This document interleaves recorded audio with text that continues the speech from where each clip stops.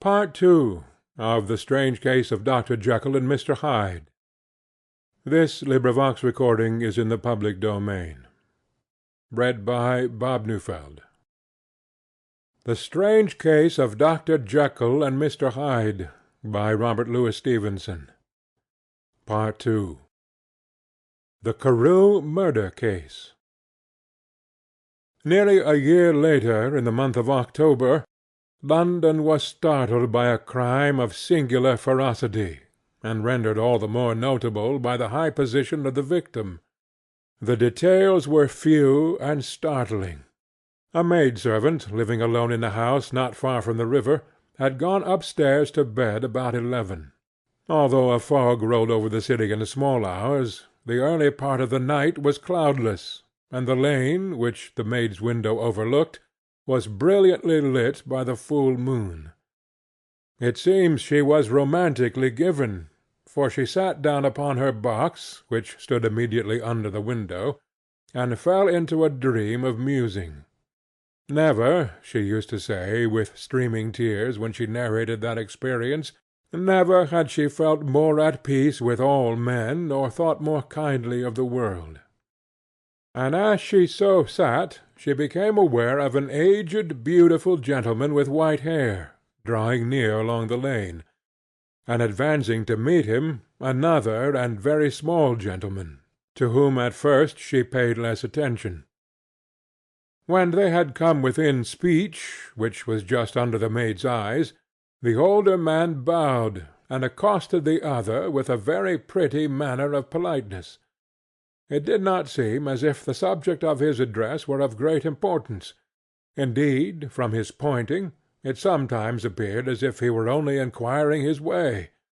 But the moon shone on his face as he spoke, and the girl was pleased to watch it. It seemed to breathe with such an innocent and old-worldly kindness of disposition, yet with something high too, as of a well-founded self-esteem.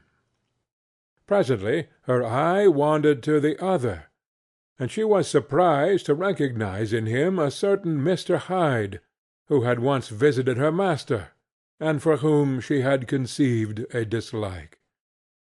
He had in his hand a heavy cane, with which he was trifling, but he answered never a word, and seemed to listen with an ill-contained impatience. And then, all of a sudden, he broke out in a great flame of anger, stamping with his feet, brandishing the cane, and carrying on, as the maid described it, like a madman. The old gentleman took a step back, with the air of one very much surprised and a trifle hurt, and at that Mr. Hyde broke out of all bounds, and clubbed him to the earth, and next moment, with ape-like fury, he was trampling his victim under foot, and hailing down a storm of blows, under which the bones were audibly shattered, and the body jumped upon the roadway. At the horror of these sights and sounds, the maid fainted. It was 2 o'clock when she came to herself and called the police. The murderer was gone long ago, but there lay his victim in the middle of the lane, incredibly mangled. The stick with which the deed had been done, although it was of some rare and very tough and heavy wood, had broken in the middle under the stress of this insensate cruelty, and one splintered half had rolled into the neighbouring gutter. The other, without doubt, had been carried away by the murderer. A purse and gold watch were found upon the victim, but no cards or papers, except a sealed and stamped envelope, which he had been probably carrying to the post, and which bore the name and address of Mr. Utterson. This was brought to the lawyer the next morning, before he was out of bed, and he had no sooner seen it and been told the circumstances than he shot out a solemn lip. "I shall say nothing till I have seen the body," said he. "This may be very serious. Have the kindness to wait while I dress." And with the same grave countenance he hurried through his breakfast and drove to the police station, whither the body had been carried. As soon as he came into the cell he nodded. "Yes," said he, "I recognize him. I am sorry to say that this is Sir Danvers Carew." "Good God, sir!" exclaimed the officer. "Is it possible?" And the next moment his eye lighted up with professional ambition.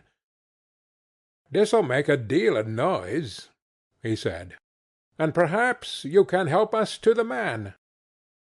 And he briefly narrated what the maid had seen, and showed the broken stick.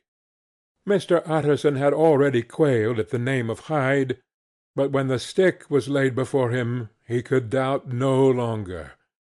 Broken and battered as it was, he recognized it for one that he had himself presented many years before to Henry Jekyll. "Is this Mr. Hyde a person of small stature?" he inquired. "Particularly small and particularly wicked-looking is what the maid calls him," said the officer. Mr. Utterson reflected, and then, raising his head, "If you will come with me in my cab," he said, "I think I can take you to his house." It was by this time about 9 in the morning, and the first fog of the season. A great chocolate-covered pall lowered over heaven, but the wind was continually charging and routing these embattled vapours, so that as the cab crawled from street to street, Mr. Utterson beheld a marvellous number of degrees and hues of twilight, for here it would be dark like the back end of evening, and there would be a glow of a rich lurid brown, like the light of some strange conflagration, and here, for a moment, the fog would be quite broken up, and a haggard shaft of daylight would glance in between the swirling wreaths. The dismal quarter of Soho, seen under these changing glimpses, with its muddy ways and slatternly passengers, and its lamps, which had never been extinguished, or had been kindled afresh to combat this mournful reinvasion of darkness, seemed, in the lawyer's eyes, like a district of some city in a nightmare. The thoughts of his mind, besides, were of the gloomiest dye, and when he glanced at the companion of his drive, he was conscious of some touch of that terror of the law and the law's officers which may at times assail the most honest.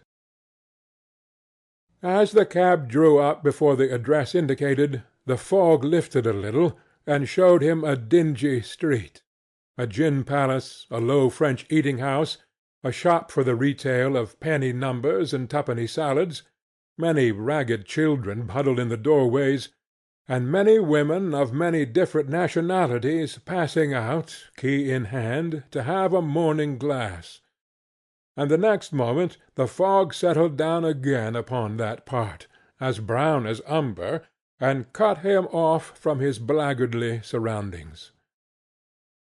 This was the home of Henry Jekyll's favourite, of a man who was heir to 250,000 sterling. An ivory-faced and silvery-haired old woman opened the door. She had an evil face, smoothed by hypocrisy, but her manners were excellent. Yes, she said, this was Mr. Hyde's, but he was not at home. He had been in that night very late, but he had gone away again in less than an hour.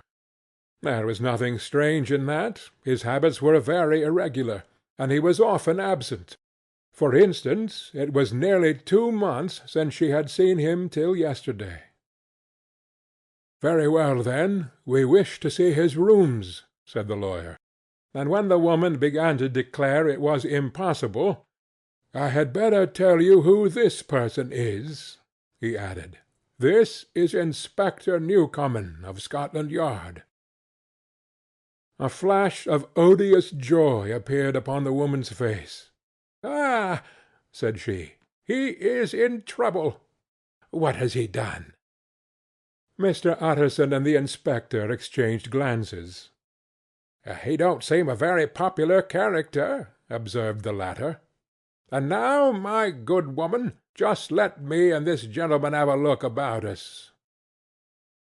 In the whole extent of the house, which but for the old woman remained otherwise empty, Mr. Hyde had only used a couple of rooms, but these were furnished with luxury and good taste. A closet was filled with wine, the plate was of silver, the napery elegant. A good picture hung upon the walls, a gift, as Utterson supposed, from Henry Jekyll, who was much of a connoisseur, and the carpets were of many plies and agreeable in colour. At this moment, however, the rooms bore every mark of having been recently and hurriedly ransacked. Clothes lay about the floor, with their pockets inside out, lock-fast drawers stood open, and on the hearth there lay a pile of grey ashes, as though many papers had been burned. From these embers the inspector disinterred the butt end of a green cheque-book, which had resisted the action of the fire. The other half of the stick was found behind the door, and as this clinched his suspicions, the officer declared himself delighted. A visit to the bank, where several £1,000 were found to be lying in the murderer's credit, completed his gratification. "You may depend upon it, sir," he told Mr. Utterson. "I have him in my hand. He must have lost his head, or he never would have left the stick, or, above all, burned the cheque-book. Why, money's life to the man. We have nothing to do but wait for him at the bank, and get out the handbills." This last, however, was not so easy of accomplishment, for Mr. Hyde had numbered few familiars. Even the master of the servant-maid had only seen him twice. His family could nowhere be traced, he had never been photographed, and the few who could describe him differed widely, as common observers will. Only on one point were they agreed, and that was the haunting sense of unexpressed deformity with which the fugitive impressed his beholder. Incident of the letter. It was late in the afternoon when Mr. Utterson found his way to Dr. Jekyll's door, where he was at once admitted by Poole, and carried down by the kitchen offices and across the yard which had once been a garden, to the building that was indifferently known as the laboratory, or dissecting rooms. The doctor had bought the house from the heirs of a celebrated surgeon, and his own tastes being rather chemical than anatomical, had changed the destination of the block at the bottom of the garden. It was the first time that the lawyer had been received in that part of his friend's quarters, and he eyed the dingy windowless structure with curiosity, and gazed round with a distasteful sense of strangeness as he crossed the theatre, once crowded with eager students, and now lying gaunt and silent, the tables laden with chemical apparatus, the floor strewn with crates and littered with packing straw, and the light falling dimly through the foggy cupola. At the further end a flight of stairs mounted to a door covered with red baize, and through this Mr. Utterson was at last received into the doctor's cabinet. It was a large room fitted round with glass presses, furnished, among other things, with a cheval glass and a business table, and looking out upon the court by 3 dusty windows barred with iron. The fire burned in the grate. A lamp was set lighted on the chimney shelf, for even in the houses the fog began to lie thickly. And there, close up to the warmth, sat Dr. Jekyll, looking deathly sick. He did not rise to meet his visitor, but held out a cold hand and bade him welcome in a changed voice. "And now," said Mr. Utterson, as soon as Poole had left them, "you have heard the news?" The doctor shuddered. "They were crying it in the square," he said. "I heard them in my dining-room." "One word," said the lawyer. "Carew was my client, but so are you, and I want to know what I am doing. You have not been mad enough to hide this fellow?"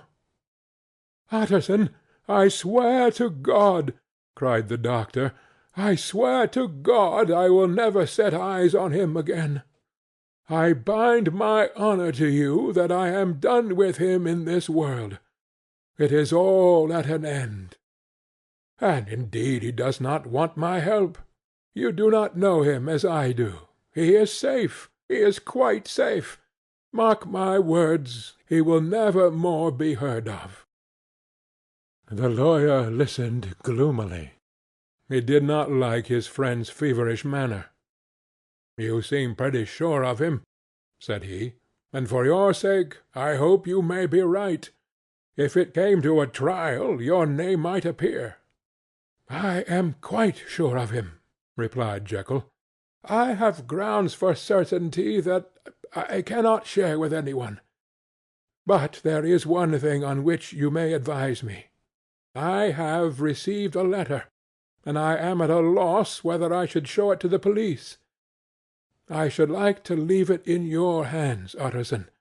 You would judge wisely, I am sure. I have so great a trust in you." "You fear, I suppose, that it might lead to his detection?" asked the lawyer. "No," said the other. "I cannot say that I care what becomes of Hyde. I am quite done with him. I was thinking of my own character, which this hateful business has rather exposed." Utterson ruminated a while. He was surprised at his friend's selfishness, and yet relieved by it. "Well," said he at last, "let me see the letter." The letter was written in an odd upright hand, and signed Edward Hyde, and it signified, briefly enough, that the writer's benefactor, Dr. Jekyll, whom he had long so unworthily repaid for 1,000 generosities, need labour under no alarm for his safety, as he had means of escape on which he placed a sure dependence. The lawyer liked this letter well enough. It put a better colour on the intimacy than he had looked for, and he blamed himself for some of his past suspicions. "Have you the envelope?" he asked. "I burned it," replied Jekyll, "before I thought what I was about. But it bore no postmark. The note was handed in." "Shall I keep this and sleep upon it?" asked Utterson. "I wish you to judge for me entirely," was the reply. "I have lost confidence in myself." "Well, I shall consider," returned the lawyer. "And now one word more. It was Hyde who dictated the terms in your will about that disappearance?" The doctor seemed seized with a qualm of faintness. He shut his mouth tight and nodded. "I knew it," said Utterson. "He meant to murder you. You had a fine escape." "I have had what is far more to the purpose," returned the doctor solemnly. "I have had a lesson. O God, Utterson, what a lesson I have had!" And he covered his face for a moment with his hands. On his way out the lawyer stopped and had a word or two with Poole. "By the by," said he, "there was a letter handed in to-day. What was the messenger like?" But Poole was positive nothing had come except by post. "And only circulars by that," he added. This news sent off the visitor with his fears renewed. Plainly the letter had come by the laboratory door. Possibly, indeed, it had been written in the cabinet, and if that were so, it must be differently judged, and handled with the more caution. The newsboys, as he went, were crying themselves hoarse along the footways. "Special edition! Shocking murder of an M.P.!" That was the funeral oration of one friend and client, and he could not help a certain apprehension lest the good name of another should be sucked down in the eddy of the scandal. It was, at last, a ticklish decision that he had to make, and self-reliant as he was by habit, he began to cherish a longing for advice. It was not to be had directly, but perhaps, he thought, it might be fished for. Presently after, he sat on one side of his own hearth, with Mr. Guest, his head clerk, upon the other, and midway between, at a nicely calculated distance from the fire, a bottle of a particular old wine that had long dwelt unsunned in the foundation of his house. The fog still slept on the wing above the drowned city, where the lamps glimmered like carbuncles, and through the muffle and smother of these fallen clouds the procession of the town's life was still rolling in through the great arteries with a sound as of a mighty wind. But the room was gay with firelight. In the bottle the acids were long ago resolved, the imperial dye had softened with time, as the colour grows richer in stained windows, and the glow of hot autumn afternoons on hillside vineyards was ready to be set free and disperse the fogs of London. Insensibly the lawyer melted. There was no man from whom he kept fewer secrets than Mr. Guest, and he was not always sure that he kept as many as he meant. Guest had often been on business to the doctor's. He knew Poole. He could scarce have failed to hear of Mr. Hyde's familiarity about the house. He might draw conclusions. Was it not as well, then, that he should see a letter which put that mystery to right? And above all, since Guest, being a great student and critic of handwriting, would consider the step natural and obliging. The clerk, besides, was a man of counsel. He could scarce read so strange a document without dropping a remark, and by that remark Mr. Utterson might shape his future course. "This is a sad business about Sir Danvers," he said. "Yes, sir, indeed. It has elicited a great deal of public feeling," returned Guest. "The man of course was mad." "I should like to hear your views on that," replied Utterson. "I have a document here in his handwriting. It is between ourselves, for I scarce know what to do about it. It is an ugly business at the best, but there it is, quite in your way, a murderer's autograph." Guest's eyes brightened, and he sat down at once and studied it with passion. "No, sir," he said, "not mad. But it is an odd hand."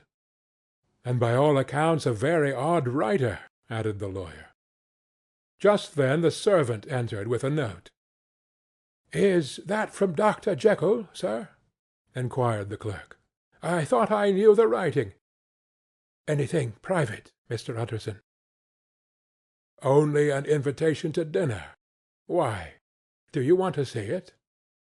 "One moment, I thank you, sir." And the clerk laid the two sheets of paper alongside and sedulously compared their contents. "Thank you, sir," he said at last, returning both. "It's a very interesting autograph." There was a pause, during which Mr. Utterson struggled with himself. "Why did you compare them, Guest?" he inquired suddenly. "Well, sir," returned the clerk, "there's a rather singular resemblance. The two hands are in many points identical, only differently sloped." "Rather quaint," said Utterson. "It is, as you say, rather quaint," returned Guest. "I wouldn't speak of this note, you know," said the master. "No, sir," said the clerk. "I understand." But no sooner was Mr. Utterson alone that night than he locked the note into his safe, where it reposed from that time forward. "What!" he thought. "Henry Jekyll forged for a murderer!" And his blood ran cold in his veins. Incident of Dr. Lanyon. Time ran on. Thousands of pounds were offered in reward, for the death of Sir Danvers was resented as a public injury. But Mr. Hyde had disappeared out of the ken of the police as though he had never existed. Much of his past was unearthed, indeed, and all disreputable. Tales came out of the man's cruelty, at once so callous and violent, of his vile life, of his strange associates, of the hatred that seemed to have surrounded his career, but of his present whereabouts not a whisper. From the time he had left his house in Soho on the morning of the murder, he was simply blotted out, and gradually, as time drew on, Mr. Utterson began to recover from the hotness of his alarm, and to grow more at quiet with himself. The death of Sir Danvers was, to his way of thinking, more than paid for by the disappearance of Mr. Hyde. Now that that evil influence had been withdrawn, a new life began for Dr. Jekyll. He came out of his seclusion, renewed relations with his friends, became once more their familiar guest and entertainer, and whilst he had always been known for charities, he was now no less distinguished for religion. He was busy. He was much in the open air. He did good. His face seemed to open and brighten, as if with an inward consciousness of service, and for more than 2 months the doctor was at peace. On the 8th of January, Utterson had dined at the doctor's with a small party. Lanyon had been there, and the face of the host had looked from one to the other as in the old days when the trio were inseparable friends. On the 12th, and again on the 14th, the door was shut against the lawyer. "The doctor was confined to the house," Poole said, "and saw no one." On the 15th he tried again, and was again refused, and having now been used for the last 2 months to see his friend almost daily, he found this return of solitude to weigh upon his spirits. The 5th night he had in guest to dine with him, and the 6th he betook himself to Dr. Lanyon's. There at least he was not denied admittance, but when he came in he was shocked at the change which had taken place in the doctor's appearance. He had his death-warrant written legibly upon his face. The rosy man had grown pale, his flesh had fallen away, he was visibly balder and older. And yet it was not so much these tokens of a swift physical decay that arrested the lawyer's notice, as a look in the eye and quality of manner that seemed to testify to some deep-seated terror of the mind. It was unlikely that the doctor should fear death, and yet that was what Utterson was tempted to suspect. Yes, he thought, he is a doctor. He must know his own state, and that his days are counted, and the knowledge is more than he can bear. And yet, when Utterson remarked on his ill looks, it was with an air of great firmness that Lanyon declared himself a doomed man.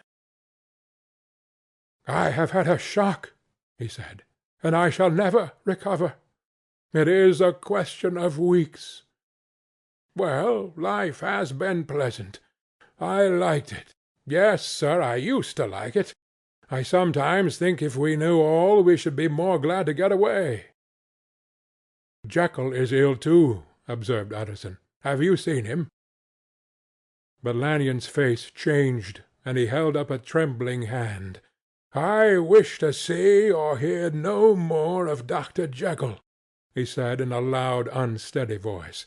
"I am quite done with that person, and I beg that you will spare me any allusion to one whom I regard as dead." "Tut, tut," said Mr. Utterson. And then, after a considerable pause, "Can't I do anything?" he inquired. "We are 3 very old friends, Lanyon. We shall not live to make others." "Nothing can be done," returned Lanyon. "Ask himself." "He will not see me," said the lawyer. "I am not surprised at that," was the reply. "Some day, Utterson, after I am dead, you may perhaps come to learn the right and wrong of this. I cannot tell you. And in the meantime, if you can sit and talk with me of other things, for God's sake stay and do so. but if you cannot keep clear of this accursed topic, then in God's name go, for I cannot bear it."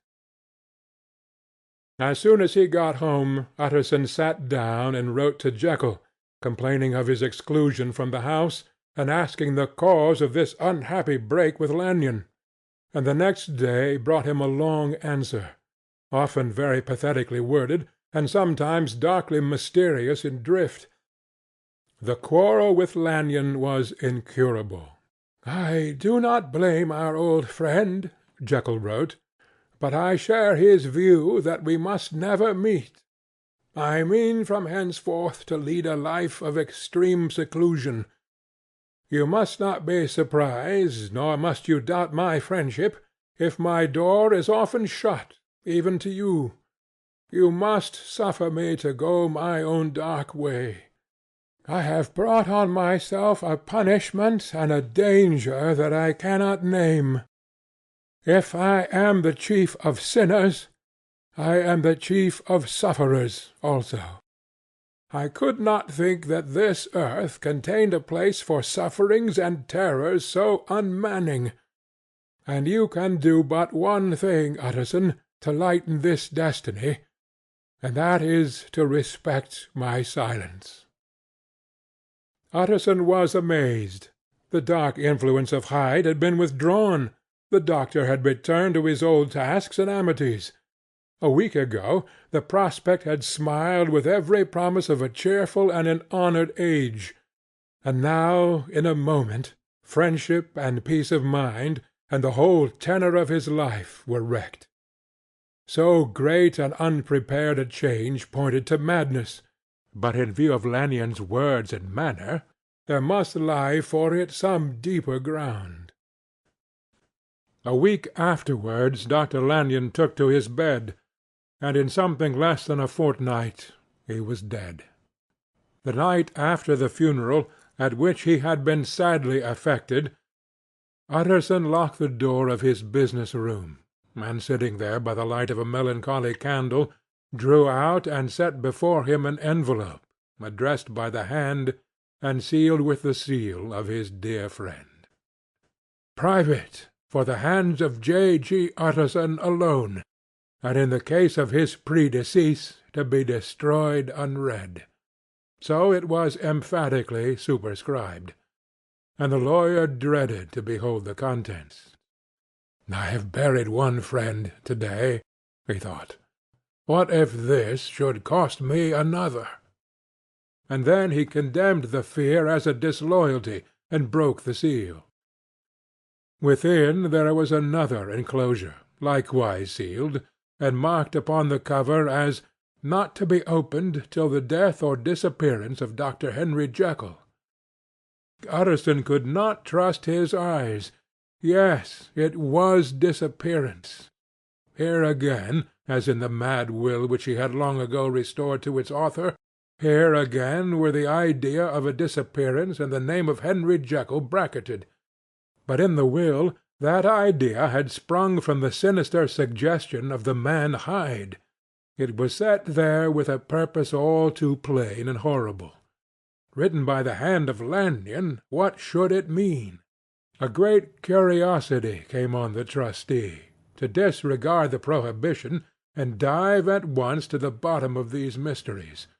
But professional honour and faith to his dead friend were stringent obligations, and the packet slept in the inmost corner of his private safe. It is one thing to mortify curiosity, another to conquer it, and it may be doubted if, from that day forth, Utterson desired the society of his surviving friend with the same eagerness. He thought of him kindly, but his thoughts were disquieted and fearful. He went to call, indeed, but he was perhaps relieved to be denied admittance. Perhaps in his heart he preferred to speak with Poole about the doorstep, and surrounded by the air and sounds of the open city, rather than to be admitted into the house of voluntary bondage, and to sit and speak with its inscrutable recluse. Poole had indeed no very pleasant news to communicate. The doctor, it appeared, now more than ever, confined himself to the cabinet over the laboratory, where he would sometimes even sleep. He was out of spirits, he had grown very silent, he did not read. It seemed as if he had something on his mind. Utterson became so used to the unvarying character of these reports that he fell off little by little in the frequency of his visits. Incident at the window.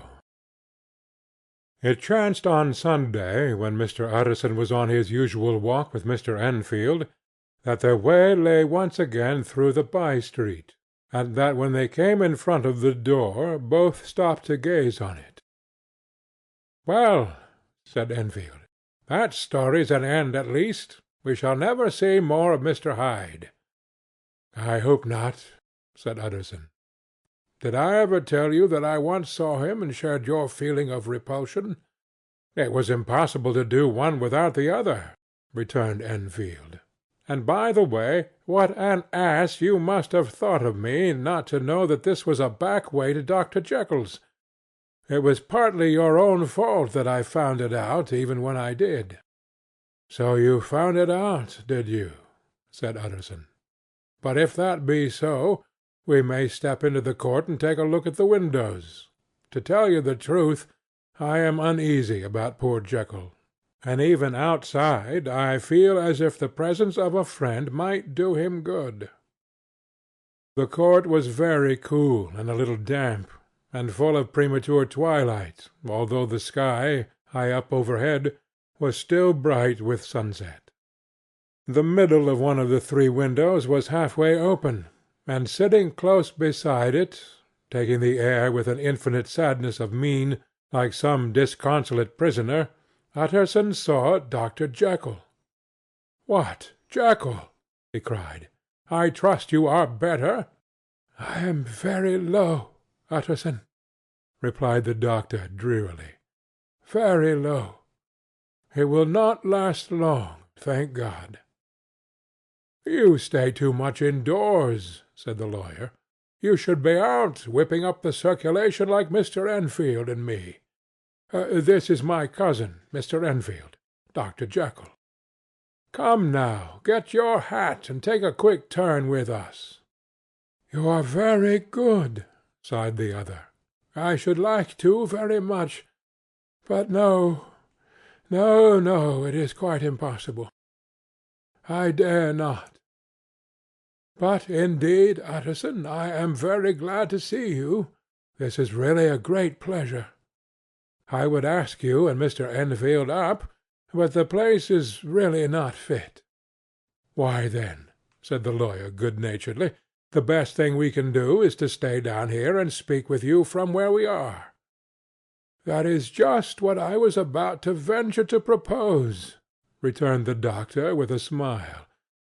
But the words were hardly uttered before the smile was struck out of his face, and succeeded by an expression of such abject terror and despair as froze the very blood of the two gentlemen below. They saw it but for a glimpse, for the window was instantly thrust down, but that glimpse had been sufficient, and they turned and left the court without a word. In silence, too, they traversed the by-street, and it was not until they had come into a neighbouring thoroughfare, where even upon a Sunday there were still some stirrings of life, that Mr. Utterson at last turned and looked at his companion. They were both pale, and there was an answering horror in their eyes. "God forgive us! God forgive us!" said Mr. Utterson. But Mr. Enfield only nodded his head very seriously, and walked on once more in silence. End of Part 2.